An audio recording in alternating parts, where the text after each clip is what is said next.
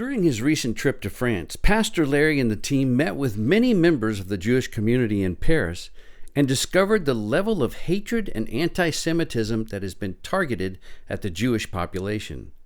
He not only met with the leaders of the communities, but also with the Israeli ambassador to France. Pastor Larry was also invited to a local synagogue to bless a group of immigrants who our ministry sponsored to make Aliyah to Israel. This young girl is just one of the stories he discovered. Here we are just a couple days away from flying with a plane full of Olim from Paris to Israel. And Noah is going on this flight with us. And you're the first one in your family? Yeah. How old are you? I'm 22. 22. How many brothers and sisters? I have 3 brothers and a sister. So what do they think about you going as a young, beautiful woman? And it's okay for me to say it, I have my daughter here. Yeah, obviously. Yeah, what do they think? I think mainly they're like sad because like they don't want me to leave. Obviously, I'm like the second mom of the family since I'm an eldest daughter. Sure. But they're kind of hopeful for me to get a better life because like what we have here, it's not really appropriate for. I'm religious, so it's getting hard for us to be comfortable here. Explain that a little bit. So, because we know what you mean, Yeah. but a lot of people, they can't imagine Right. that anti-Semitism is still around today.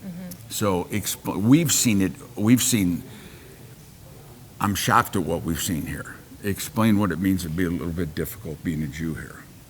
So basically, I went to Jewish school, right, until last grade. I had my baccalaureate, I don't know how to say that. And then I went to university to study psychology. So my first thought when I got to university was like before that to find another Jewish person to just like do things with because I was scared to be around non-Jewish people because I just don't know what's gonna happen. Are they anti-Semitic? Are they not? I have no idea. So I found someone and we went through all of the degree together, not talking to anyone else because we were scared, we were terrified. Every time we had to say, so we can't come to this class because we're going to Israel, we have something.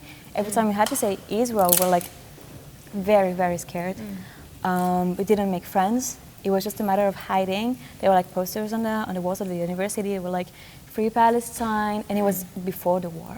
Oh, wow. So This it wasn't was even before like October relevant. 7th. Wow. Way before October 7th. Wow. Free Palestine, all that kind of things. And people around us would say anti-Semitic things, and we had to hide because we were scared of what they would do to us, like we are 2 young women. So it was really hard. That's what made me pushed me to make Aliyah. So you had to hide being Jewish. Yeah, I And, have to hide all the time. You know, just a couple days ago, we saw about 60 kilometers outside of Paris. We saw, and Katie just showed me the video. We saw these people beating up this rabbi. In Orléans. Yeah. So that's actually, it's funny you mentioned that because I was in Orléans like a month ago for a Shabbaton, that's what we call, like we get together for a Shabbat with friends. And so we met this rabbi, like we met him and we talked with him and we had like lessons with him. The same rabbi? Same rabbi. Oh my goodness. We talked with him. Wow. And I remember with my friends, so we're trying to keep kosher, so we asked him like, so we want to eat something, so where would we go? And he was like, oh, there's nothing kosher here. Like there's nothing. To eat kosher, you have to drive all the way to Paris. And like walking in the street, we didn't feel safe. It was just... Now, did there used to be kosher restaurants? And they No, I think, yeah, maybe, but like a long time ago. and they closed down. And now like even kosher like grocery stores, it didn't exist anymore. Wow. It's, Wow. yeah. So we were like really sad because Yeah. like Orléans is just like a really beautiful city and so few Jewish people live there because of anti-Semitism and like the necessity of hiding. So that's a nightmare.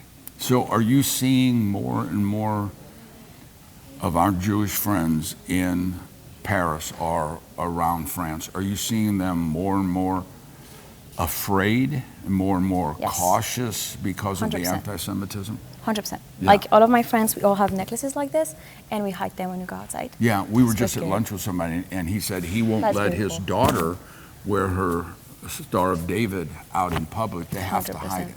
Yeah. And you know, that's what we're talking about. That's why we partner with Karen Hazot to help wonderful people like this make Aliyah to Israel. One, it's Bible prophecy. We know that. But the other thing of it is how brave is this? I mean, we're in Paris. Yeah. We're driving down the roads looking at beautiful Paris.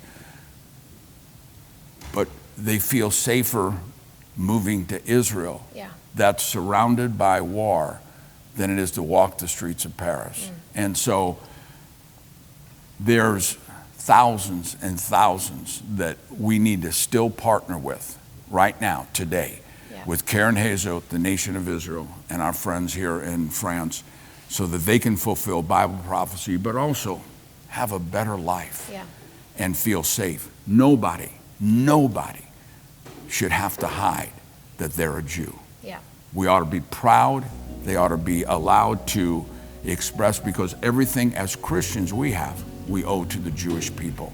And so thank you for standing with us as we stand with Noah and her family.